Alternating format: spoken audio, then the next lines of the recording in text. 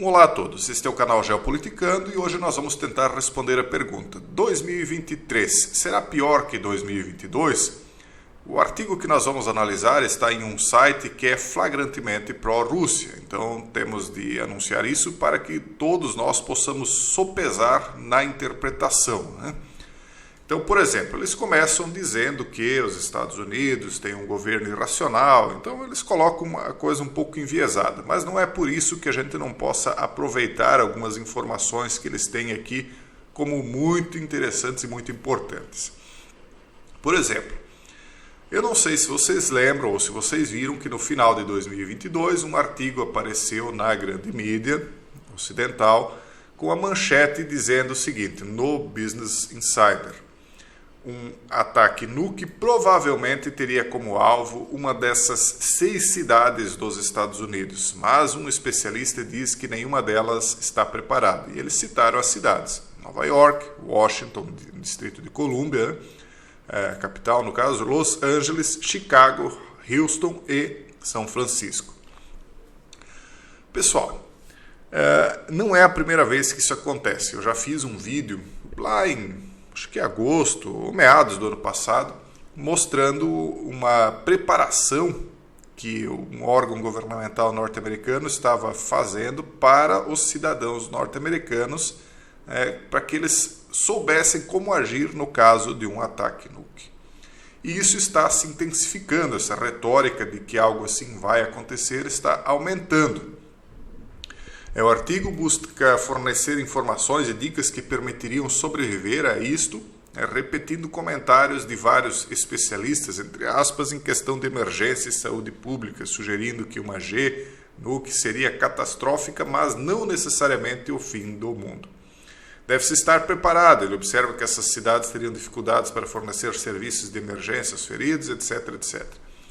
Ou seja, eles estão preparando as pessoas como se isso fosse só mais uma coisa corriqueira, mais um fator a ser enfrentado diante das necessidades de sobrevivência humana.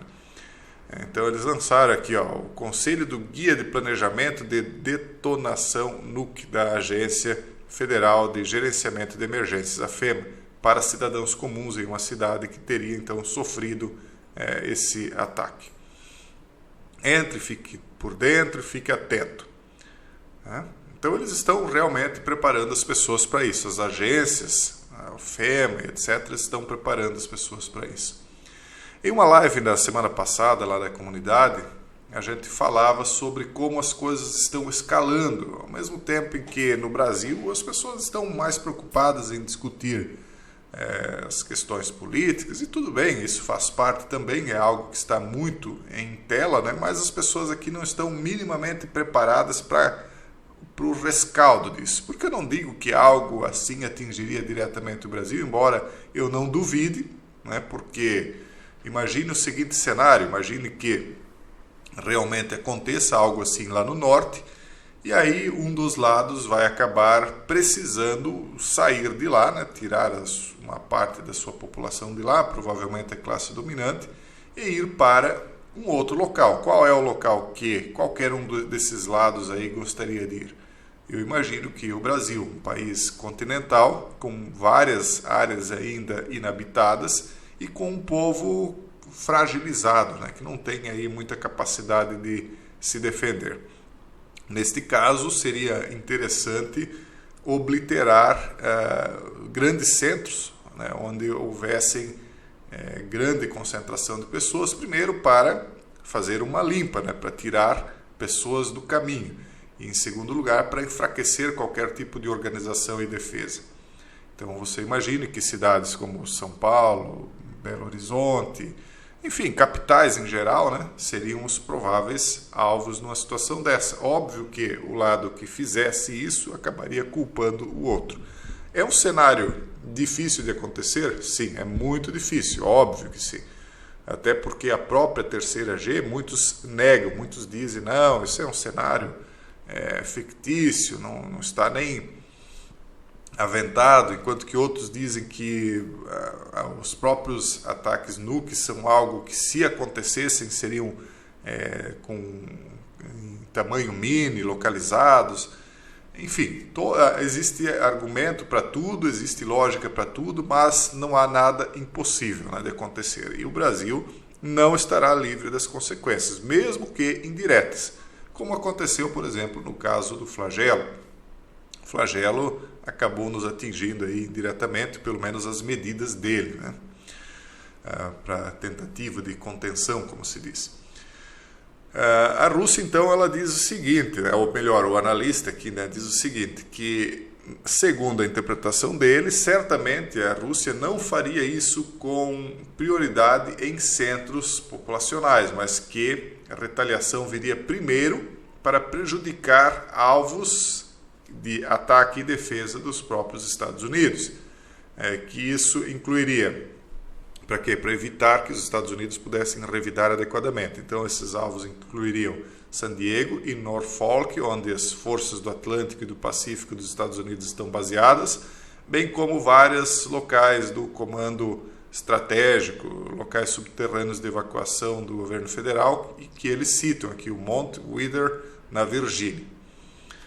Então, isso tudo, como eles mesmos dizem aqui, está lembrando a G-Fria, a época da G-Fria. Só que eu tenho notado, a gente busca às vezes alguns artigos mais antigos, a gente tem notado que a coisa dessa vez parece que vai escalar até o fim, pessoal. Parece que dessa vez não há recuo, porque aparentemente um dos lados achou que iria conseguir submeter, vamos falar mais claramente, os Estados Unidos acreditou que iria submeter a Rússia à sua política liberal e global, né? Mas a Rússia, que foi até um determinado ponto do caminho, depois resolveu voltar, disse, não, eu não quero ir por esse caminho, e acabou então gerando problemas, né, que acabaram redundando lá na questão da Ucrânia.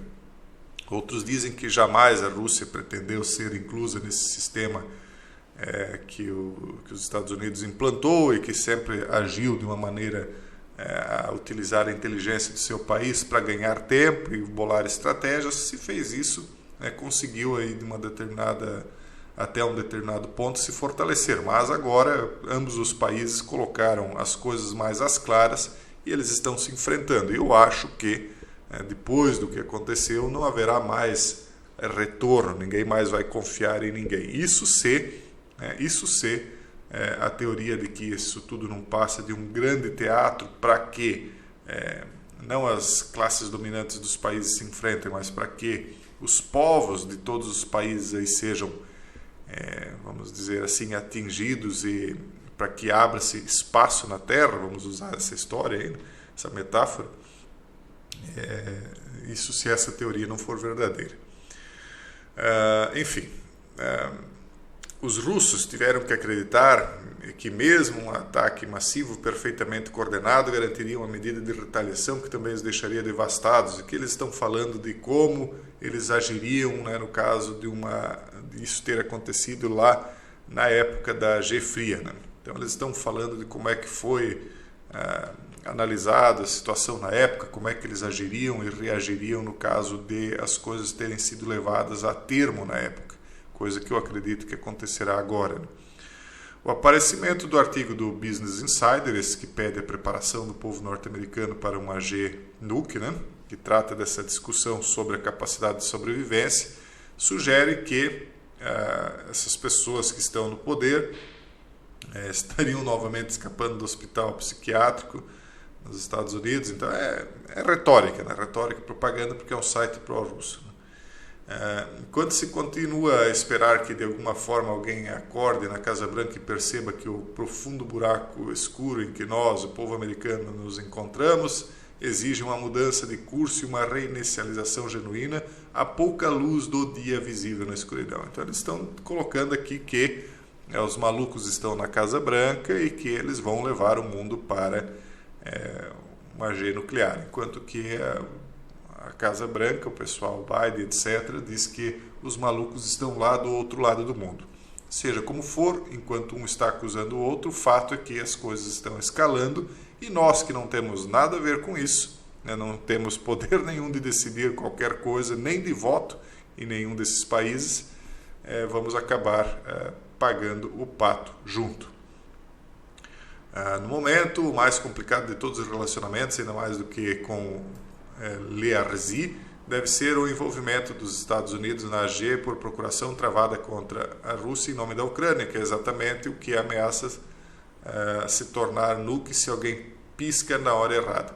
E aí agora estão discutindo de enviar carros de ataque e defesa, vamos dizer assim, que até então não foram enviados para a Ucrânia, para que ela, segundo o Zelensky, possa virar essa AG.